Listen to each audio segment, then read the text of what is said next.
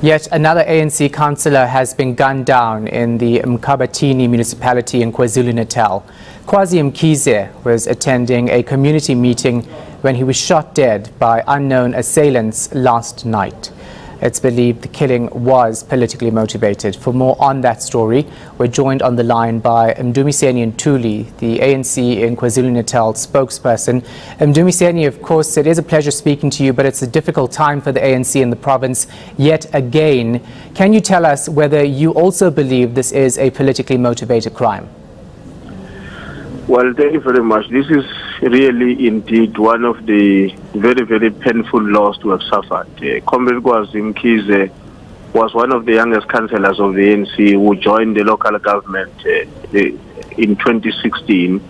And the movement had hoped that his introduction as part of the youngest councillors of the ANC will bring the energy, the innovation, and the enthusiasm that you need from young people to ensure that we move forward in the agenda to bring service delivery to our people. It's a very painful loss. It's very difficult at this stage to tell whether or not this was a person that is coming from the ANC or any other political party who committed this grave and a serious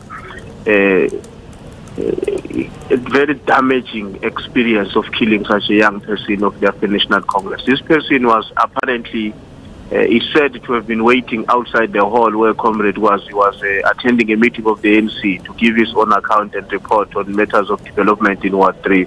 And on his way out, he was shot from the back. It's clearly the work of blatant cowards who have no respect for human life, who are involved in undermining the effort of our people to advance their own development, and who also undermine very, very seriously the effort of the ANC-led government to curb the killings in our province. Now, some argue that there's an attack on all those councillors who are quite publicly fighting corruption in these municipalities. Do you believe that's the case? It is not. It's not necessarily an attack on councillors who are outspoken on any particular issue. It's an attack on the ANC councillors for whatever reasons that are unknown to us, because these killings are happening at night. If it happens during the day, it has not been easy for the police to apprehend those who are involved.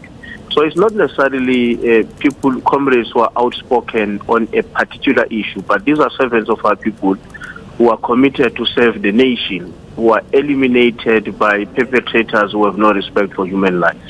Do you have any idea who these perpetrators could be? Do you think it's people from within the organization, or general public, or opposition parties? It's very difficult to tell. You see, let me give you an example.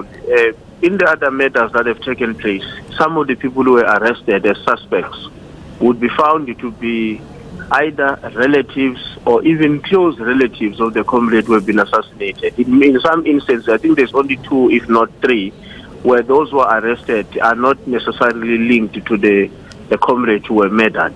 We are still yet to know, as the court process, the legal system moves on to deal with those cases, whether or not the findings of the court will be indicated to this as a matter that is internal in the ANC or somewhere else. It's very, very difficult. In our view, it's the easy way out to want to point to a particular suspicion without substantive work done to investigate the motive behind the killing of these comrades. We had the Morane Commission looking into political killings in KwaZulu-Natal, and you of course have several killings over the past couple of years, 4 councillors killed since the start of this year. Do you think police are doing enough to actually address the situation? It's definitely not at the level where we are excited about. The part we are very concerned about is the inability of the criminal justice system to apprehend those who are involved so that they can be arrested. The killing of comrades, which is happening at night when they are from their ANC meetings or anywhere else going to their homes, can't entirely be blamed to the inefficiency or inability of the police.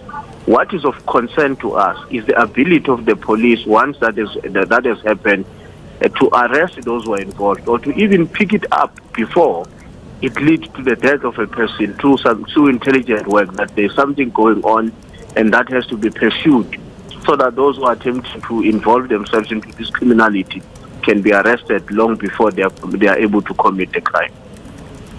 All right, thank you so much for your time. We do appreciate it. That was Dumiseni Ntuli, spokesperson for the ANC in KwaZulu-Natal.